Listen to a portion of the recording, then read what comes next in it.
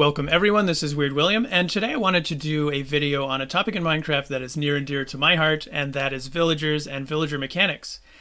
Now, I've made some tutorials so far for builds that involve villagers, and I've gotten a lot of questions back in YouTube about, why are villagers doing it this way, what is going on, and maybe, something's going wrong, how do I troubleshoot this? And so I wanted to make a video that just addresses all of the general mechanics of villagers.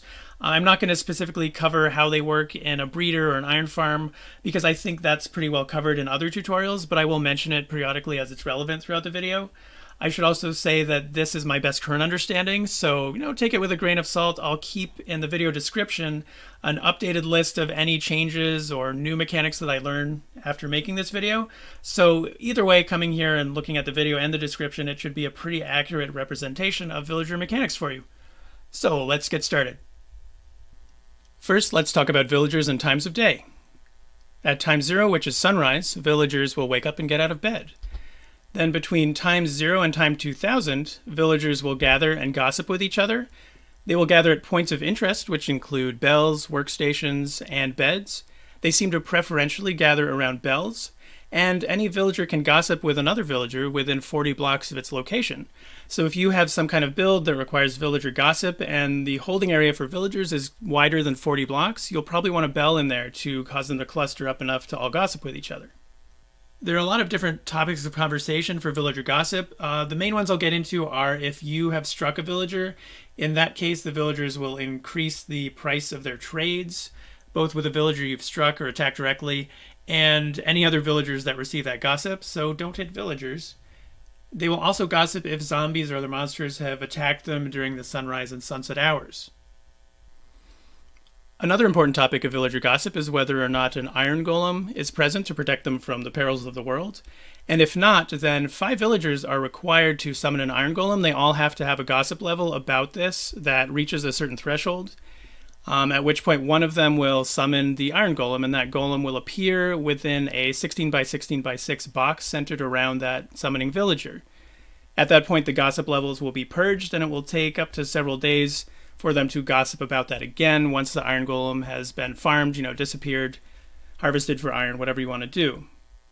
Starting at time 2000 and up through time 9000, which is mid-afternoon, villagers will work. This is their workday. So at time 2000, you'll see villagers traveling to their bonded workstation related to whatever profession they may have, and their little head will dip down and you'll hear a noise related to that profession. A lectern, for example, will have a page-turning sound. And when you hear that sound, that is actually the villager unlocking any trades that may have locked out. They can unlock their trades up to 2 times per day. Typically this is at 2000 and 6000, but it can be other times within their workday. During this time, they can also swap out professions if their rank in their profession is novice. Any higher and they're locked into that profession for life. And the activities of professions don't really involve anything more than traveling to the workstation and unlocking trades, with the main exception being the farmer. I've set up a visual display over here where you can see the farmer's activities are planting and harvesting crops, and you may notice a conspicuous pattern over here. So farmers can only plant and harvest in a 19 by 19 diamond shape centered around their composter that they're bonded to. So if I, for example, had made this field and pre-planted it all with carrots and then put the composter over here next to the bed, it would only be able to plant and harvest in a kind of triangle shape around that composter, and it would ignore the rest of the carrots in the field. It just couldn't ever harvest them. So keep that in mind for any kind of auto crop farm builds or farmer builds that you would like to make. Starting at time 9000, which again is mid-afternoon, they will stop working, they'll move away from their workstations, and they'll start to gather and gossip again. So during this time from 9000 to 12000, they will be potentially summoning iron golems, telling other villagers what a horrible person you are if you've hit any of them, and the same things they were doing in the morning. Then at time 12,000, that is sunset, and they will travel back to their beds and lie down in their beds until the morning. Villagers and beds. When night falls, villagers will detect, claim, and seek out any unclaimed bed within 48 blocks of their location. I've placed a bed exactly 48 blocks away, way over there, and this villager I've spawned has already detected and claimed that bed. Now if I place a villager over here, he will not be able to claim that bed because he can tell that it is not up for grabs. Now, this has implications for things like villager breeders because those operate off of how many unclaimed beds are near those breeding villagers. And so, as babies are passing through the breeder, passing out of it, maybe during the night, they will claim some of those beds. And then, once the breeder has run out of unclaimed beds, that signals to the breeding villagers that no more babies are needed. Now, you can get a villager to relinquish claims to an existing bed if you move it 160 blocks or 10 chunks away from that bed. Then we'll be able to claim a new bed. Alternatively, you can break the bed, and that villager will lose its claim and will seek out any new bed within 48 blocks of its location. Villagers tend to move towards the nearest unclaimed bed. Now I'd like to talk about villagers and workstations. So workstations are what determines what profession a villager is. If it bonds, for example, to our cartography table, then it will be our cartographer. There are a lot of strange, wonky rules that I've had fun figuring out over, well, the course of many days. And Nembon actually came out with a tutorial just 2 days ago for a breeder and trading hall setup, where he, in the beginning, talked about mechanics and made a really clarifying point for me that if a villager is trapped and feels unable to pathfind, then it will not scan for, detect, and take up a workstation. And on the other hand, if a villager is not trapped, if there are blocks free around it in a certain pattern or way, then it will feel free to pathfind, and then it will start scanning for and bonding to workstations within its vicinity, and other points of interest like beds. So I'm going to go over those rules with you. Stick with me. They're pretty interesting, and I think if you can figure these out, it will really help you with any trading hall design that you're working on, as well as just villagers in general, monkeying around with them. The first and most basic rule about workstations is that any unemployed villager during daytime hours who is free and able to pathfind and doesn't feel trapped will be able to detect and claim any workstation within 48 blocks of its location. And it doesn't seem to matter whether, if it has a set of workstations to choose from, it doesn't matter whether one is closer than another. It seems to just choose one of the available ones that haven't been claimed by another villager at random. So you could have one 47 blocks away that it will pick up and take up that profession over a workstation that might be 5 blocks away. Another cool thing about this feature is that during work time hours, namely between 2000 and time 9000, the villager can take up that profession, but can also lose and swap out professions as long as it hasn't ranked up through trading with it past the novice rank of its profession. So you can see each time I'm putting down a new workstation and then destroying it, it will take up a new profession. And if I do this with, say, a lectern or with any other workstation, every time it's picking up that profession again, its trades are re-randomized. So with one villager, you could cycle through potentially, dozens or hundreds of different book trades and really do that effectively and efficiently using this trick, again, during the 2000 to 9000 hours. The one limitation to be mindful of when using this rapid sorting technique to try to come up with what trade you like with a villager is that it will only work if the workstation is within 3 blocks of the villager's location. So you can see it picking up and rapidly losing its profession. But if I were to, say, put this composter out here, then the villager will pick up the farming profession. And if I destroy it, even during those special work time hours, then the villager will not lose that farmer profession. And this seems to be because it's remembering this kind of digital ghost of the composter there, and it still believes that it's there. And only when it comes then within 3 blocks of that location will it recognize, oh, it's actually not there, and I can't be a farmer anymore. So this is a limitation to be mindful of when you have, say, a trading hall that you're making or doing any kind of trade sorting with villagers. So that's kind of the near distance limitation of when a villager can lose its profession off of a destroyed workstation. The long distance limitation is if I were to have taken that villager into a minecart or a boat and shipped him off 96 blocks away into the distance, away from that workstation, or even the workstation's ghost, then he would have recognized, okay, I'm no longer claimed, I'm no longer bonded to that workstation, and he would have dropped his profession. This also incidentally works with villagers who have ranked up in their profession past novice and can no longer even drop their profession. If you move them 96 blocks away from their existing or ghost workstation, they will lose their bond to that workstation and then can pick up a new workstation in a different location. Now, there's one more mechanic related to this ghost workstation issue that you should definitely be aware of, and that is that you can get multiple villagers to bond to a single workstation. And I want to thank Nembon again for discovering this particular mechanic too. And so how it works is this: you put this workstation down during their work time hours and it's farther than 3 away. So this villager is bonded to it. When I destroy it, he still perceives that kind of ghost workstation apparition there. I put down a new workstation, and now this villager has bonded to this workstation. I can break it. They both think that they're working off of a workstation here. Now I put a new one down, and they both think that they're bonded to a workstation in that location. When they get to it and find one there, they say, oh, well, that must be my workstation.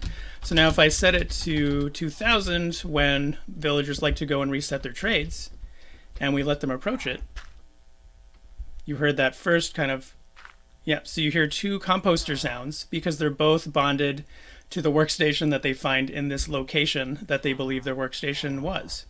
And so you definitely don't want to do this for your trading hall. So you want to bring in one villager at a time, bond them to a workstation, and then bring in a new unemployed villager. Because if you're breaking workstations and putting them back and destroying them over and over, and you have multiple unemployed villagers within range, then they will all pick up the workstation at that spot, and you'll end up with villagers potentially in cells where they can't reach the actual workstation they're bonded to refresh their trades, and that's no good. So again, just be mindful of this particular thing. The last issue I wanted to discuss regarding workstations is the pathfinding limitations of villagers that are trapped inside of a cell, say in a trading hall. And you can set up your trading halls however you like, but I've made two tutorials now about a trading hall with a workstation kind of in the location of this quartz block, and then with the workstation located 1 block away. And there are different pathfinding issues for villagers that have the workstation there or 1 block away, and they all relate to kind of these white quartz blocks that I've put in this cross section. Now I like to surround my villagers with solid blocks because if, say, you're building your trading hall and you have a diagonal gap over here that's dark in the back, a zombie can spawn in there and actually attack your villager through that diagonal gap and kill them, and I find that to be very frustrating. So just for my own security and the villager's security, I like to totally surround them except for this window that I'm trading through. But again, if we take this cross section and we think about where we want to put the lectern or whatever workstation, then I've labeled these different positions with different letters, and I'm about to show you an infographic about kind of the requirements of these different locations with respect to different positions of the workstation. So here we go. Okay, so I've reproduced a little image of all of these different blocks that I've labeled, and there's a cute little villager inside. And so for a trading hall setup where you want to be placing the workstation down in position A, where you have this villager standing right next to it, you want blocks B and C to be either empty or bottom half slabs, and D must be empty. And again, you know, if you want to have fewer blocks around the villager, then you might have different requirements, but I like to have the villagers be nice and secure. In this setup where there is a workstation at position A, and then B and C are half slabs and D is empty, you actually get the villager jumping a lot, and the villager cannot pick up a new workstation when they're jumping, only when they're standing still. And so I found that this is less efficient time-wise for sorting villagers by destroying and replacing workstations. So I actually prefer my trading hall edition where I have it in a position Y next to the A. And you can do it 1 block farther away, but if you get to X, then you run into that problem where you're destroying the workstation and it's more than 3 blocks away and the villager still perceives that kind of ghost workstation and will not be able to cycle through trades. So if you have a workstation in position Y next to the A or 1 away, then you need A to be empty or a bottom or top half slab, and then B must be empty or a bottom half slab. There's no requirements really for C or D. And in all of these cases, you can use trapdoors or pressure plates or other things, you know, probably put torches there, and those are going to count as an empty space. So again, I know this is all pretty wonky, but for a nice secure trading hall where you're sorting them rapidly on site, these are the requirements, and I'll show you some examples of that so you can see that in action. So just to show one quick example of this in action, I have a villager here trapped in a 1x1 cell, and he actually cannot pathfind how it's set up. So if I put a lectern there, he will not be able to pick it up. I have a glass block here, but it can be glass or solids. But if we remove it, then you'll see he'll pick up that lectern right away because now we can pathfind, and yet he's jumping and jumping and jumping. I can also have a half slab here too if I like, and he'll be able to switch in and out of the professions, but only when he's not jumping. So that's why I think the 1x1 trading hall space adjacent to the lectern is not going to be the best bet for you. So I just wanted to show you that one example, and with that I think we're done with workstations and we can move on. Villagers and trading and trade prices. So this will be the last topic I want to talk about with you guys, and it's actually kind of a murky topic for me because I don't understand exactly all of the different causes for what will cause a villager's price to go up and down for a specific item that it's trading.